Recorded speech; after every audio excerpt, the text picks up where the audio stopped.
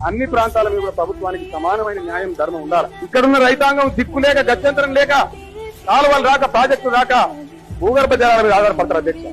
ఒక ప్రాంతంలో రైతాంగానికి ప్రాజెక్టు ప్రభుత్వ సొమ్ముతో కట్టి వెంటనే ప్రభుత్వ సొమ్ముతో చేసి అతి చౌకగా అక్కడ నీళ్లు ఇస్తున్నారు. సంతోషం, ఇవ్వండి, ఇంకా దక్కించండి. రైతులు దేశానికి అన్నం పెడుతున్నారు కాబట్టి వాళ్ళకి సాయం చేయని మాట ఇస్తలేదు. కానీ వాళ్ళ దగ్గర ఎంత తీసుకుంటున్నారో తెలంగాణలో కూడా అంతే తీసుకోవాలని నేను డిమాండ్ చేస్తా ఉన్నా అధ్యక్ష. తెలంగాణ రైతాంగానికి వ్యవసాయానికి ఫ్రీగా పవర్ సప్లై చేయాలని చెప్పి నేను డిమాండ్ చేస్తా ఉన్నా అధ్యక్ష.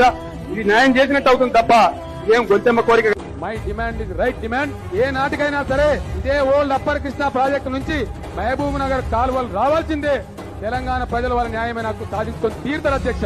ఇది చరిత్రలో జరగబోయే సత్యం, మీరు చూడబోతారు. హరిహర బ్రహ్మాదులు అడ్డమచ్చిన, ఈ తాత జేజమ్మలు అడ్డమచ్చిన, మీ కండ్ల ముందే పాలమూరు ప్రాజెక్టు కట్టి ఇక్కడ లక్షల ఎకరాల సాగులోకి తీసుకొచ్చి చూపిస్తాం. ఇలా పాలమూరు పంపు పొంగు చూస్తే ఒక నది వారినట్టుగా, కృష్ణమ్మ తాండవం చేసినట్టుగా మనసు పులకరించే విధంగా అద్భుతమైనటువంటి ఘట్టాన్ని నా కండ్లతో చూసి నా ఒళ్ళంతా పులకరించిపోయిందని మనం చేస్తా ఉన్నా. ఇంత మంచి కార్యక్రమం చేసి నా జీవితం ధన్యమైందని మనం